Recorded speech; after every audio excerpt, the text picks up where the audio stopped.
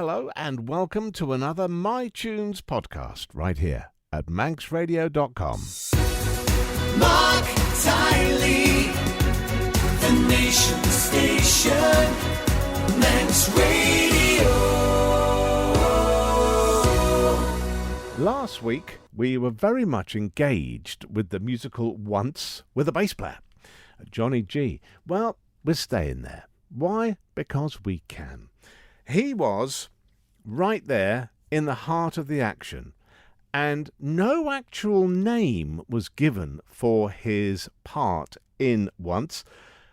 He was just the man, or boy, or fella, Guy. yeah.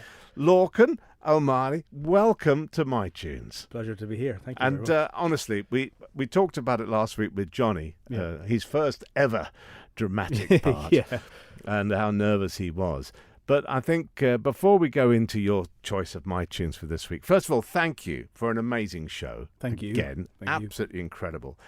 And taking that lead role, goodness me, you had a lot to learn. Yeah, I'm very fortunate, really. The original movie that the musical is based on came out in 2007, I think. So that was based on an album that Glenn Hansard and Marquetta Glova had made together.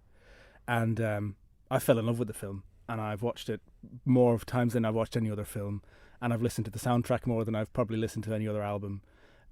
So when the show came up as a possibility, and David Dawson was saying that they had the rights, I kind of begged and stole and borrowed and called in any favour I could. And when it came around to learning the music, I was very fortunate in that I knew it all already. There was one or two songs that weren't in the film or in the soundtrack that I had to learn, but really that was the easiest part of it. The 97% of the script that myself and Grania, who played Girl, were in, was the tough part. But music was there already, thankfully. Do you know why they didn't give them names? Was it just to keep it as a bit mystery, or? Yeah, I mean, we were talking about it while we were, sometimes when I'm doing a show, I like to go into kind of the backstory of a character and try and kind of flesh him out, and look at the reasons that things are written the way they are. And one of the theories that Grania had put forward was that it wasn't about who they were beforehand. It was about who they were in that 5-day period where they were just a guy and a girl. It was about them meeting. It was about that moment, about the music that they made together. The title of the show, the title of the film, Once, comes from this idea that so many musicians or so many people will say, well, I'll get around to doing that once this happens. And this show and the film is that moment, and it happens, and that's all it's about. It's just about those two people. And in fact, in the film, I don't think anyone gets a name. It's not about who they were before this period of time. They just are created in that moment. So on the stage, they were created in the moment where she stops and says, "Did you write this song?" Well, it works, and it works. It's engaging from the moment the thing starts. You're in there, and it is, as you say, covering that very tight period of time for those people in their lives. A lot of people, I think, got a bit of a surprise because they've probably seen you more often in more classical surroundings, in the Royal Hall, and you're a tenor. Yeah, well, an attempted tenor, I'd say. A very fine tenor, but you've sung some major works.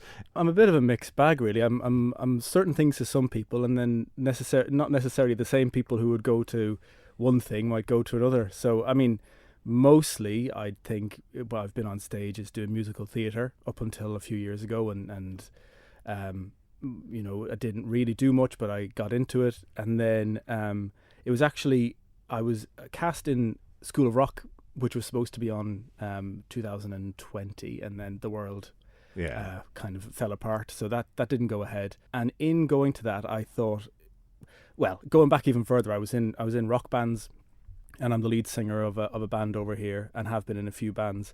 And I thought, if I'm going to be doing this show, it's quite rock heavy, so I need to look after my voice. I'm going to go and get some lessons. So I went to Mandy Griffin. She was warned by the MD of the show at the time, don't turn him into an opera singer. So that didn't go too well. Next thing you know, I'm in the Villa Marina singing Mozart's Requiem. And wonderful it was. Thank you as very well. much. It was. But let's go back to Once for this first piece of music. Yeah. It can only be one thing, really. It could only be one thing. I've chosen Falling Slowly. It's a song that means an awful lot to me, not even from the show.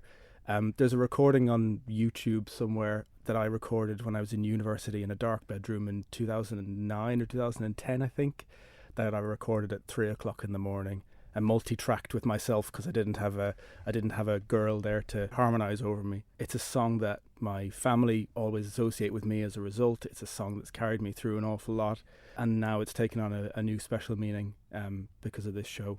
So yeah, it's a song I absolutely love and means an awful lot to me.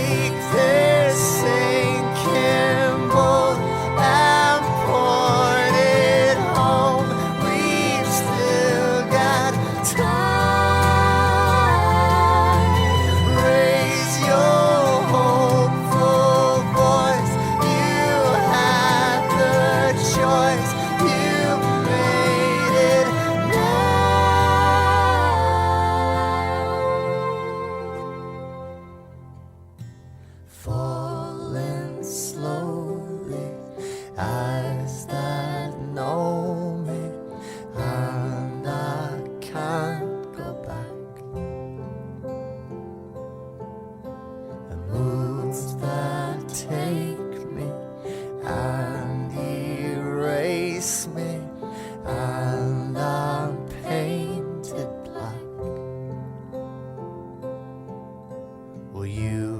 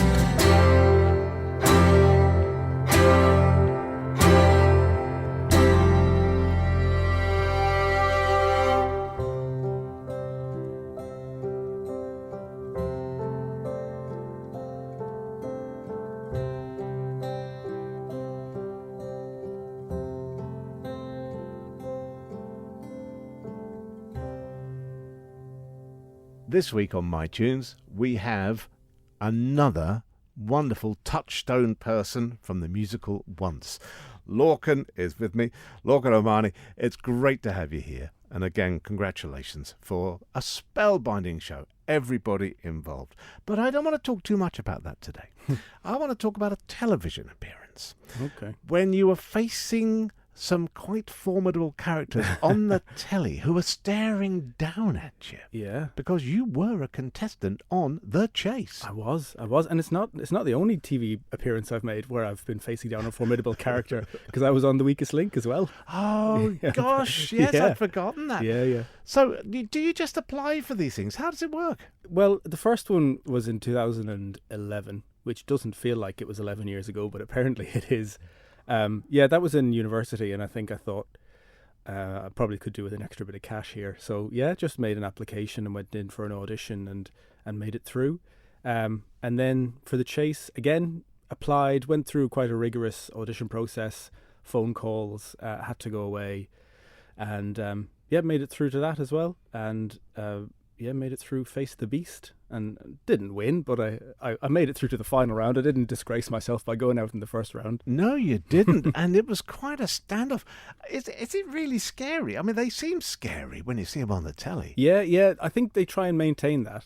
The first beast I faced was Anne Robinson, which was scary enough. Oh yeah. It felt like the scene in Star Wars where Darth Vader is revealed for the first time when his helmet is being put on and he's being turned. It felt like they'd almost wheeled her out in a sea of smoke, and they kept Anne Robinson and actually the Beast, who I'd faced, out of the studio between takes, so you couldn't really engage in small talk with them to try and maintain this air of fear around them. And yeah, it was intimidating. I know a lot of people will sit at home and watch a quiz show and shout out the answers, and it's really easy at home. But when you're in the studio with those lights on you, and it's a fairly standard response, but it really does. It takes your mind somewhere else. Wow. And no prep. You have no idea of what's coming. No, none whatsoever. I know some people try to revise for these things, but I've spent most of my life just accumulating useless information which can be easily called to hand. So are you going to go for another?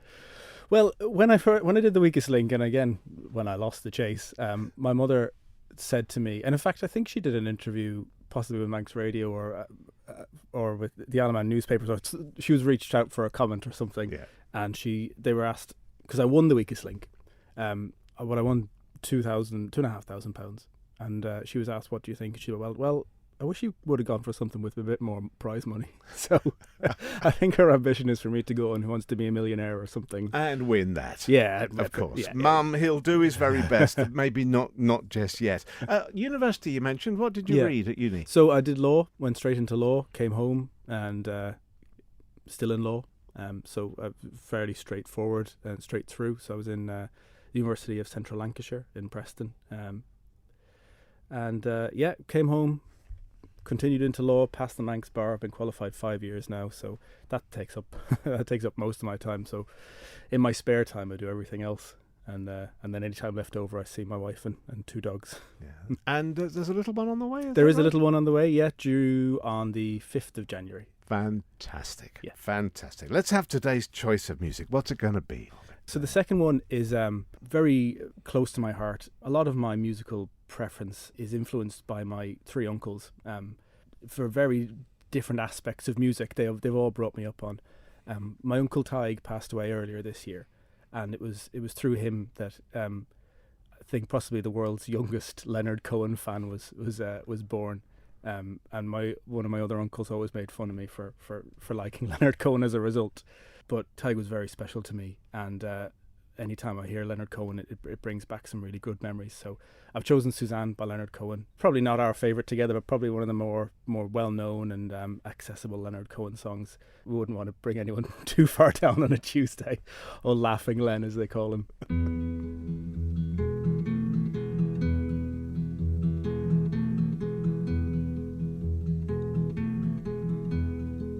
Suzanne takes you down to her place near the river.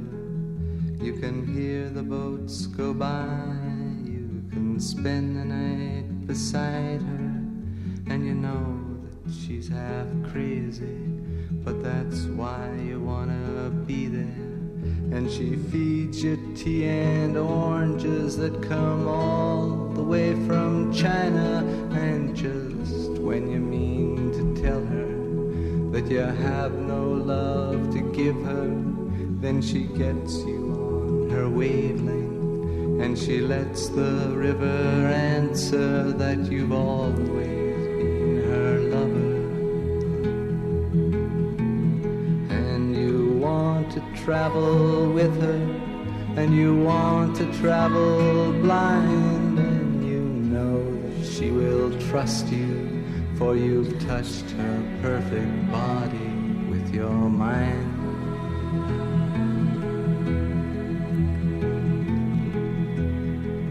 And Jesus was a sailor when he walked upon the water, and he spent a long time watching from his lonely wooden tower. And when he knew for certain only drowning men could see him, he said, all men will be sailors then until the sea shall free them. But he himself was broken long before the sky would open. Forsaken, almost human, he sank beneath your wisdom like a stone.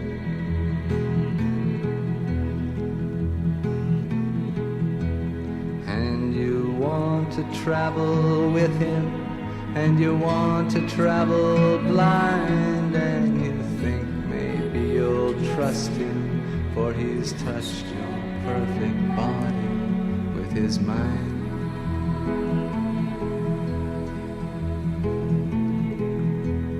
Now Suzanne takes your hand and she leads you to the river. She is wearing rags and feathers from Salvation Army counters, and the sun pours down like honey on Our Lady of the Harbor. And she shows you where to look among the garbage and the flowers. There are heroes in the seaweed, there are children in the morning. They are leaning out for love, and they will lean that way forever while Suzanne holds the mirror. And you want to travel with her, and you want to travel blind, and you know you can trust her, for she's touched your perfect body with her mind.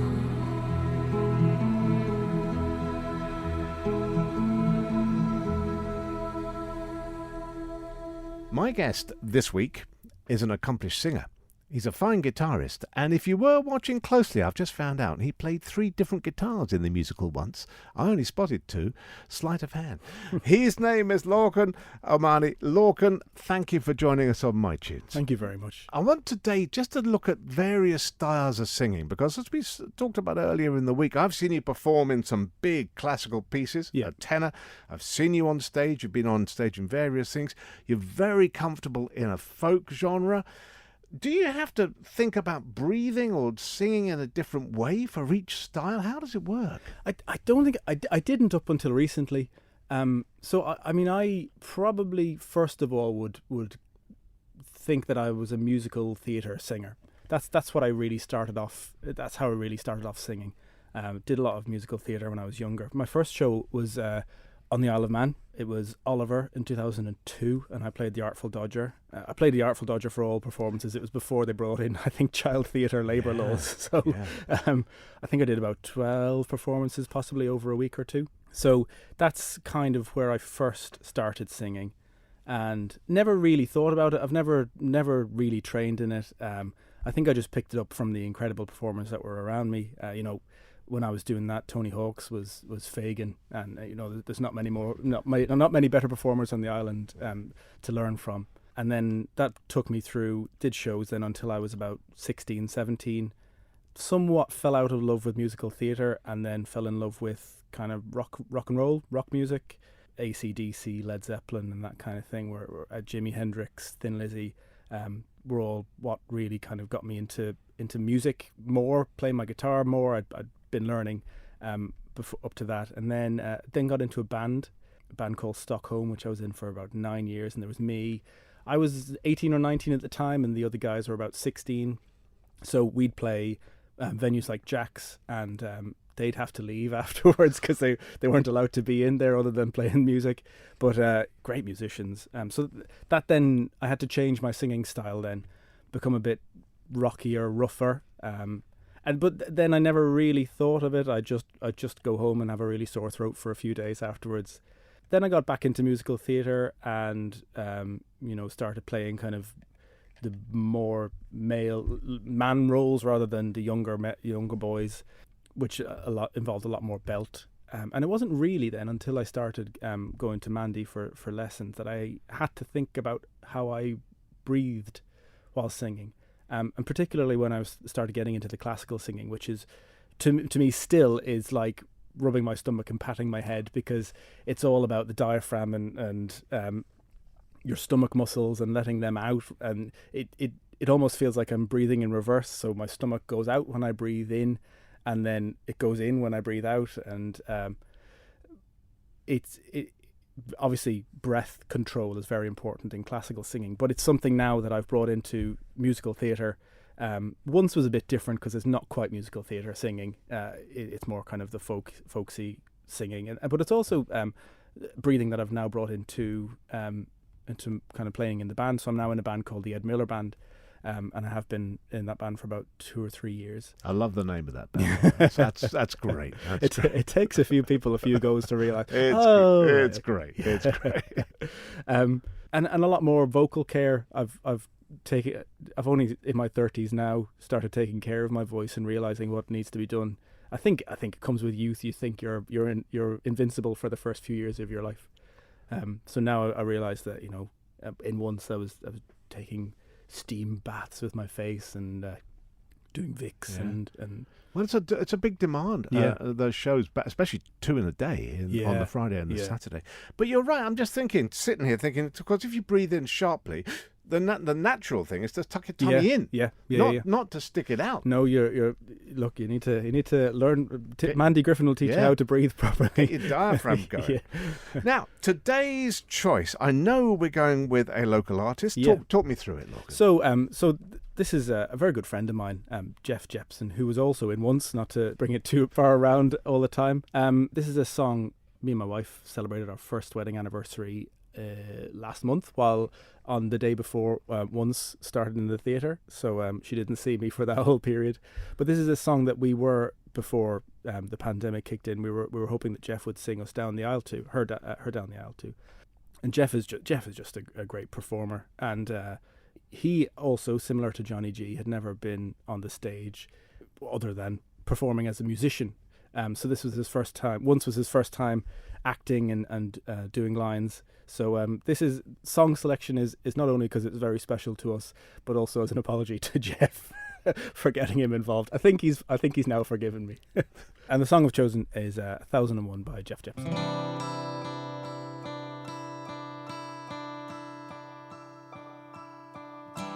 In simple pleasures I delighted, hearing a voice, a harmony from the heart, a truth that's broken out into the world.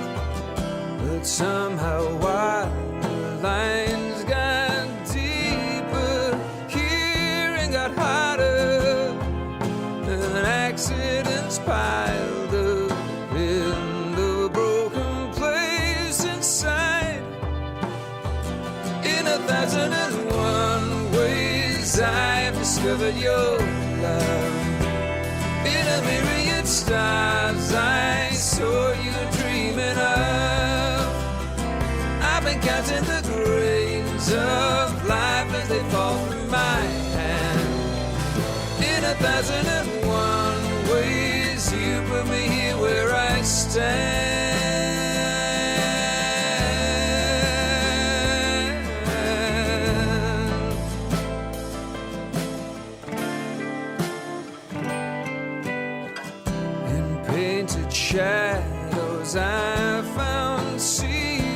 nights, tears in the dark, but dried out by morning. All the world oblivious to the daily drama. What tender truth would tell me raw then? What did I learn? But healing and feeling brave enough to walk my line.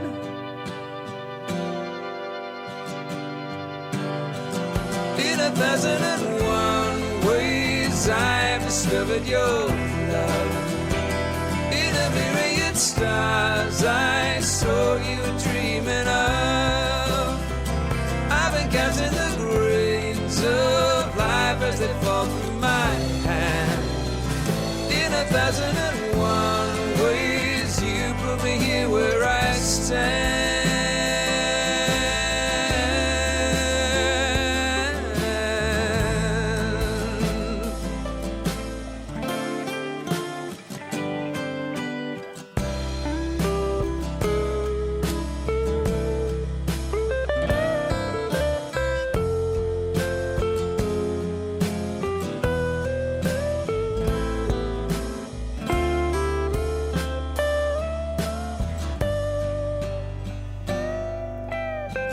In awkward silence I lay waiting, screaming the day when everything falls in place and I can throw my head in simple joy.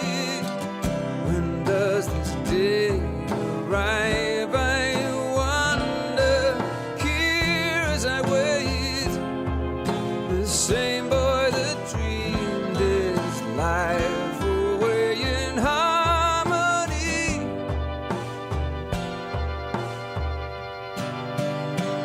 In 1,001 ways I've discovered your love. In a myriad stars I saw you dreaming of. I've been counting the grains of life as they fall through my hand. In 1,001 ways you put me here where I stand. In 1,001 ways I've discovered your love. In a myriad stars I saw you dreaming of. I've been counting the grains of life as they fall through my hand. In 1,001 ways you put me here where I stand.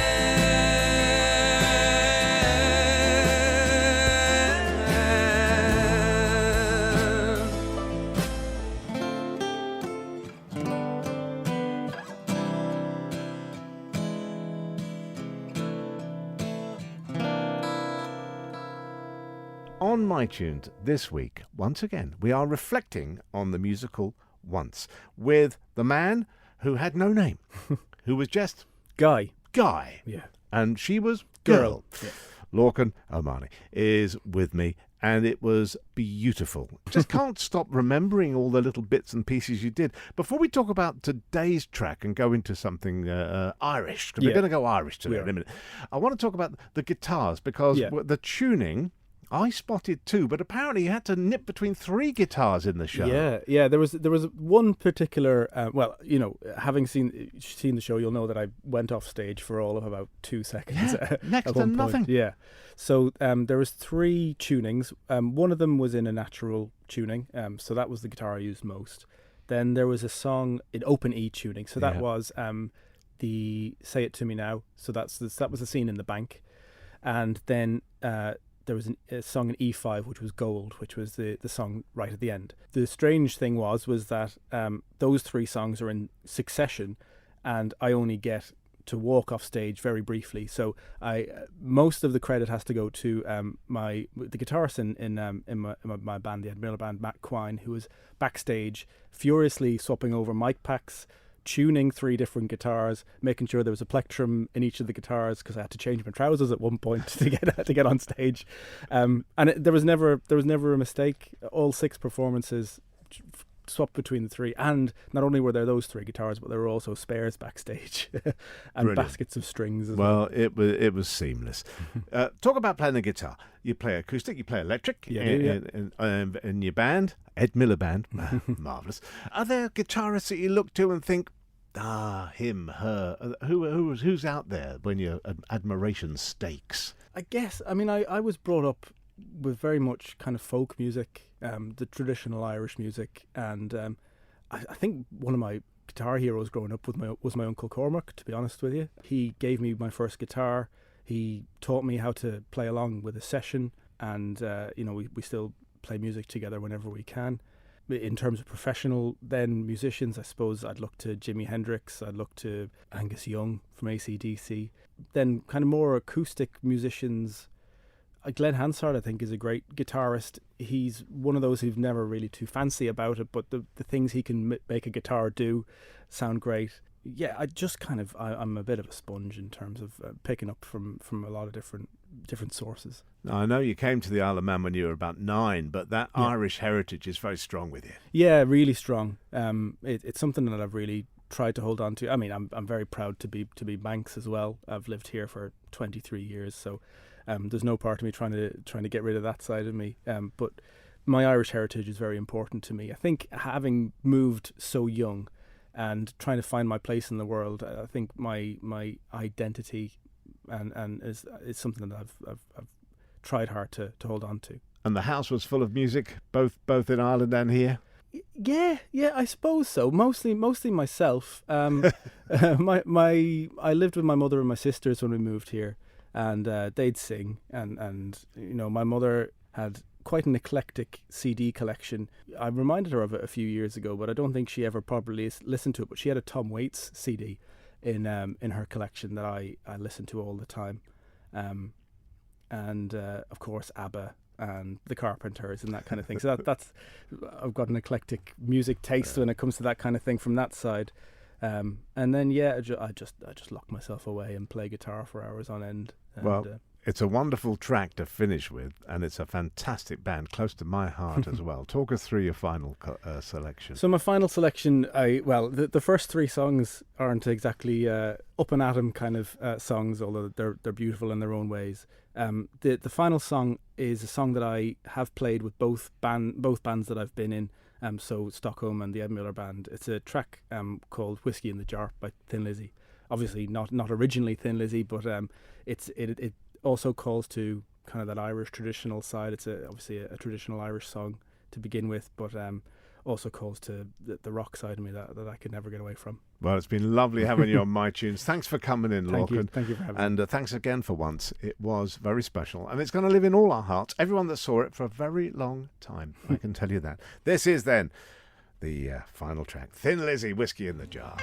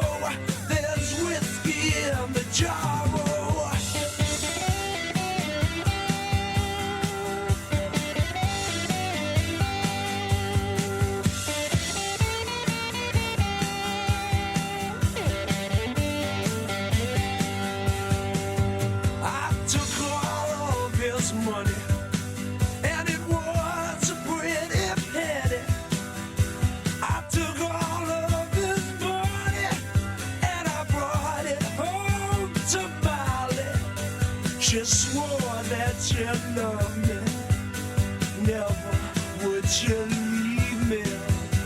But the devil take that woman, for you know she treat me easy. Must you ring, dumma do, dumma da. Wait for my daddy, oh. Wait for my daddy, oh. There's whiskey in the jar, oh.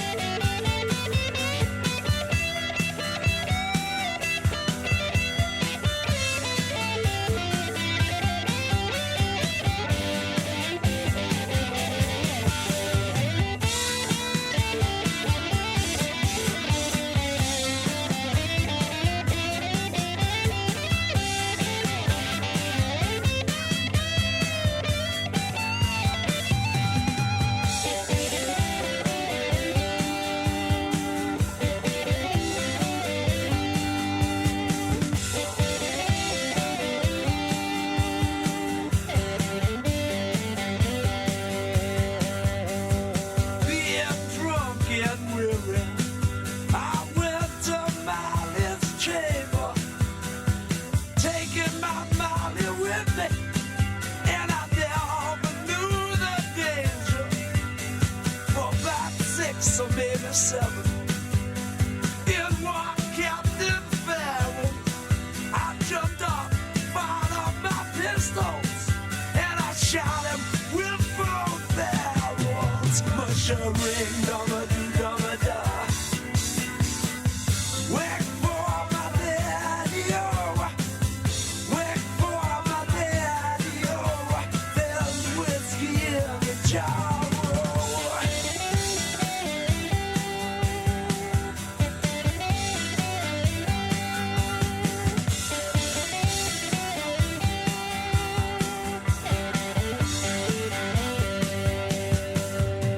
Now some men like a fishing, and some men like a fowling, and some men like to hear a cannonball rolling. But me, I like sleeping, especially in my Molly's chamber. But here I am in prison. Here I am with a ball and chain, yeah. Much a ring, dumma do, dumma da. Wait for my daddy, oh. Wait for my daddy, oh. There's whiskey in the jar, oh. And I got drunk on whiskey, oh.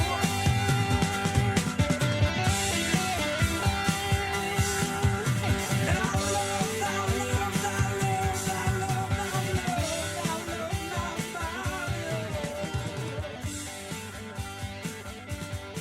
and she will never. What a cracking track to finish with, Lorcan. Wonderful. Whiskey in the Jar, Thin Lizzy. My thanks to Lorcan O'Mahony for joining me, Marc Tyley, on another My Tunes podcast. And be sure to check out all the guests as they come through the morning show right here at manxradio.com from 9:30 to 12, Monday to Friday.